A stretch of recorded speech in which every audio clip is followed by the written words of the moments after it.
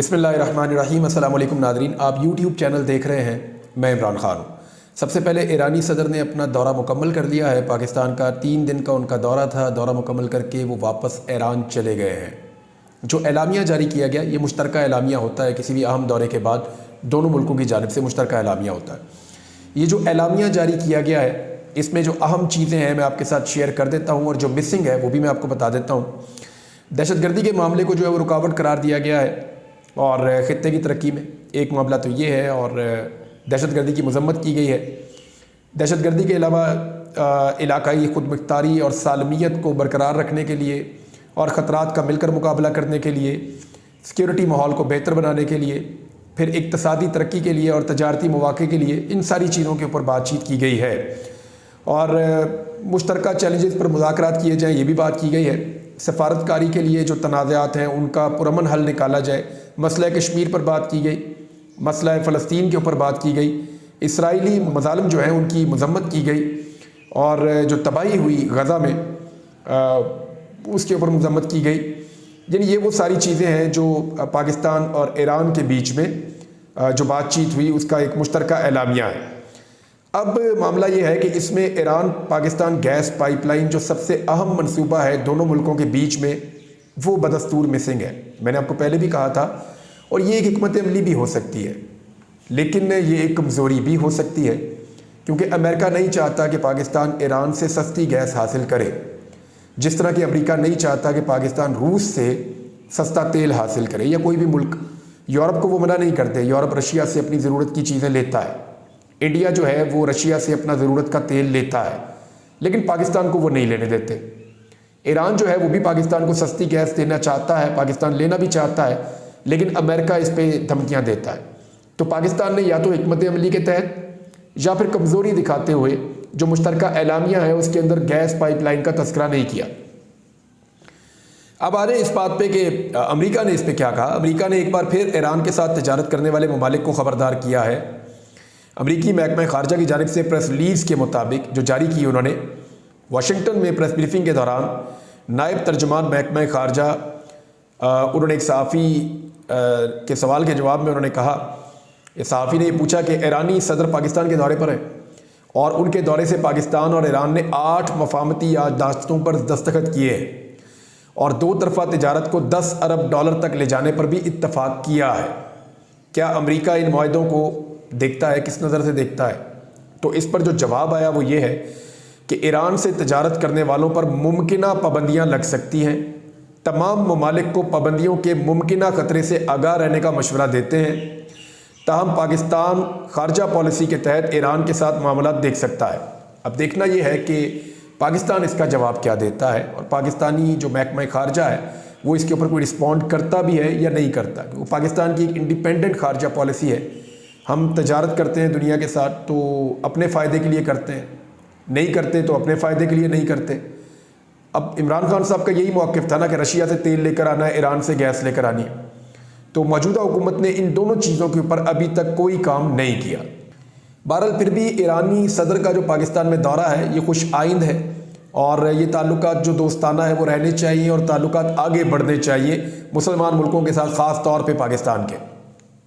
नाज़रीन, इमरान खान साहब के 2 केसेस लगे हुए थे अदालत में। बुशरा बीबी का भी एक केस लगा हुआ था जो उनकी सेहत के हवाले से, वहाँ पे अदालत ने कहा कि उनके फौरी तौर पे टेस्ट करवाए जाएं। देखिए, जितना ये बुशरा बीबी का मामला उठ रहा है ना, जितनी ज़्यादा इसके अंदर डिस्कशन हो रही है और जितना ज़्यादा अदालत में नोटिस इसके लिए जा रहे हैं, ये ज़रूर इसमें कोई ऐसी बात है जिसको छुपाया जा रहा है या जिसको मिटाने की कोशिश की जा रही है।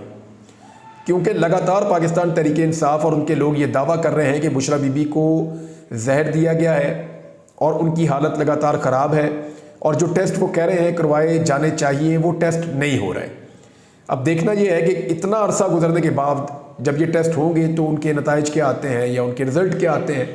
बहरहाल ये चीज़ें अभी पेंडिंग हैं। 2 केसेस थे इमरान खान साहब की अदालतों में।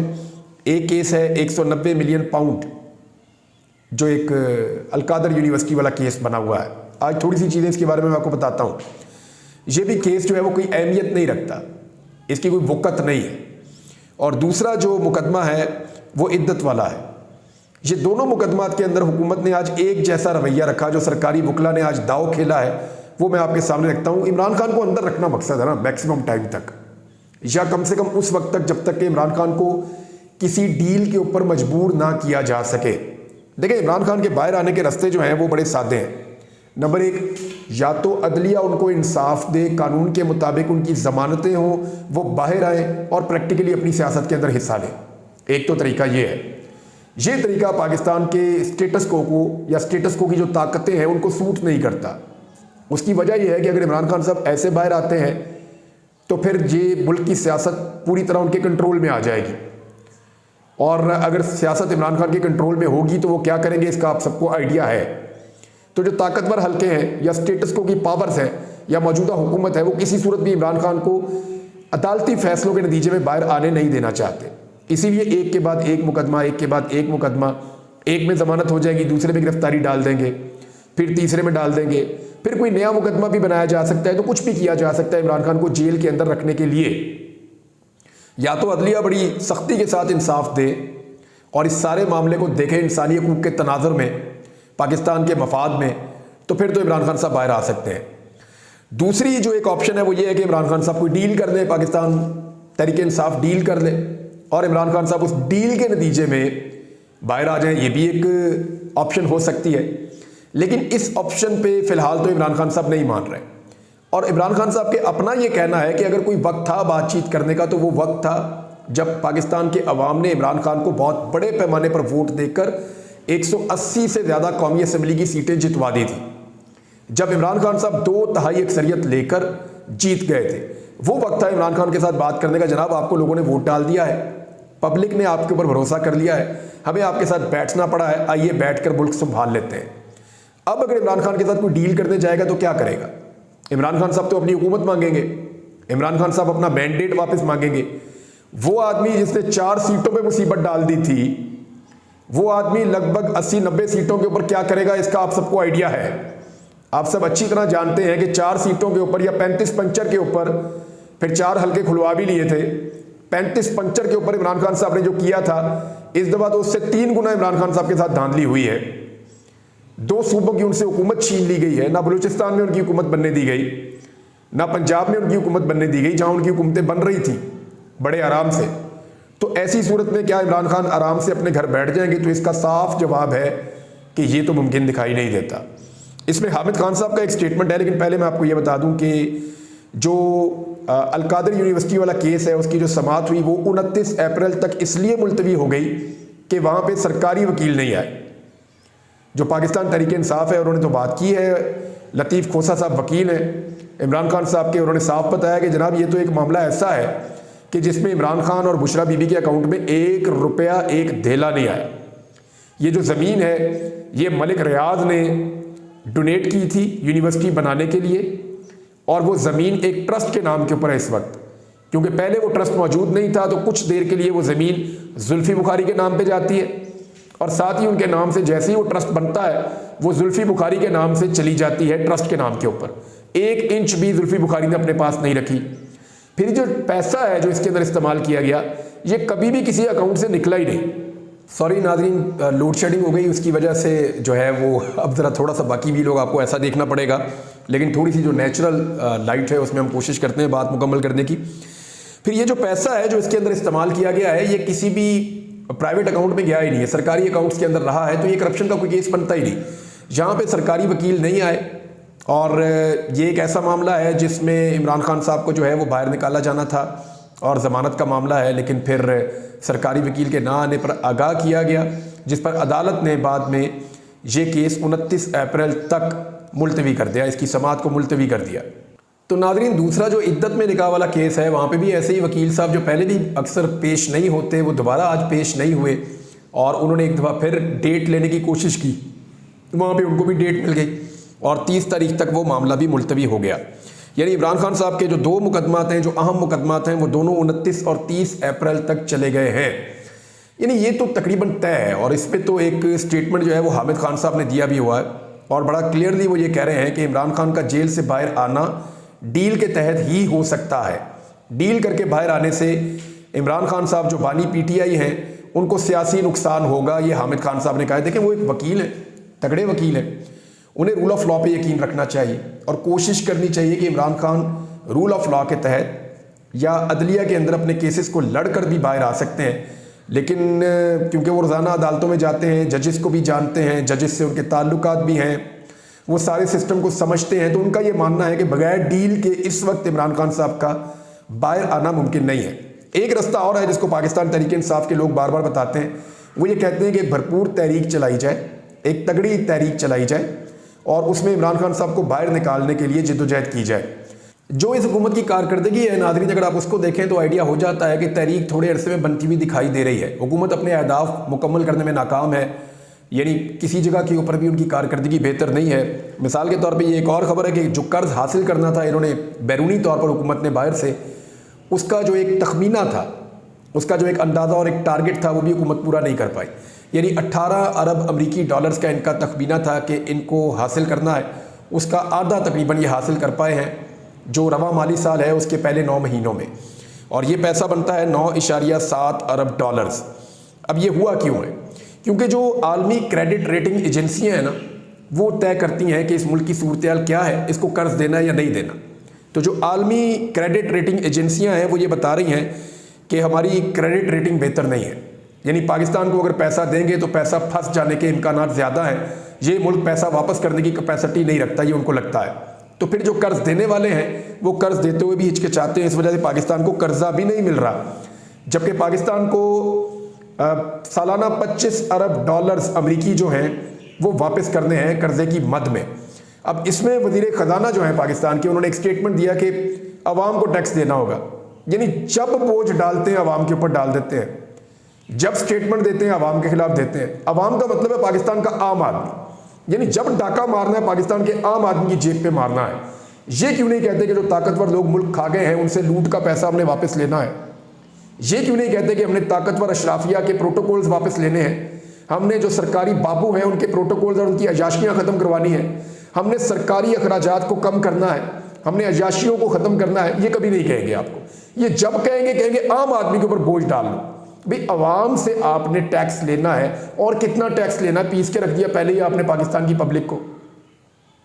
एशिया का महंगा तरीन मुल्क पाकिस्तान बन गया है, पेट्रोल आप सबसे महंगा बेच रहे हैं, अशिया खुर्दोनोश खाने पीने की चीज़ें आप सबसे महंगी बेच रहे हैं, ज़िंदगी गुजारना यहाँ मुश्किल हो गया है, गुर्बत बढ़ती चली जा रही है, बढ़ती चली जा रही है। लेकिन इसके बावजूद आम आदमी के ऊपर, अवाम के ऊपर टैक्स डालना है, खवास के ऊपर नहीं डालना। जो ख़ास आदमी है, जो एलीट क्लास है, उसके ऊपर टैक्स नहीं लगाना। टैक्स तो खास आदमी के ऊपर लगना चाहिए, बड़े लोगों के ऊपर लगना चाहिए, बड़े मगरमच्छों के ऊपर लगना चाहिए, जिन्होंने बेशुमार पैसा इस मुल्क में बनाया और वो टैक्स देना नहीं चाहते। और जब भी कभी उनके ऊपर टैक्स लगता है तो वो उसको शिफ्ट कर देते हैं पाकिस्तान के आम आदमी के ऊपर महंगाई की सूरत में। लिहाजा यानी अभी मुझे इतला आई है कि जैसे ही टैक्सेस बढ़ते हैं या कॉस्ट ऑफ प्रोडक्शन बढ़ती है, तो जो हमारे पाकिस्तान के वो शहर हैं जहाँ पे इंडस्ट्री लगी हुई है, मेरी 2-3 शहरों में, फैसलाबाद में, सियालकोट में, कराची में बात हुई, गुजरावाला में मैं आज बात करूँगा दोबारा, मैं फ़ोन अटेंड नहीं हुआ। मेरे जो दोस्त हैं वहाँ पे जो इस सारी सूरत हाल को वहाँ जानते हैं, इकॉनमी को समझते हैं, तो जो मुझे इन्फॉर्मेशन मिली 3 जगहों से वो ये है कि जैसे ही कॉस्ट ऑफ प्रोडक्शन बढ़ती है लोगों को नौकरियों से निकाल दिया जाता है। हज़ारों लोगों को ईद से पहले हर शहर में नौकरियों से निकाला गया है, और ये सब कुछ सिर्फ और सिर्फ इसलिए किया गया है कि ताकि उनका अपना कोई नुकसान ना हो जाए।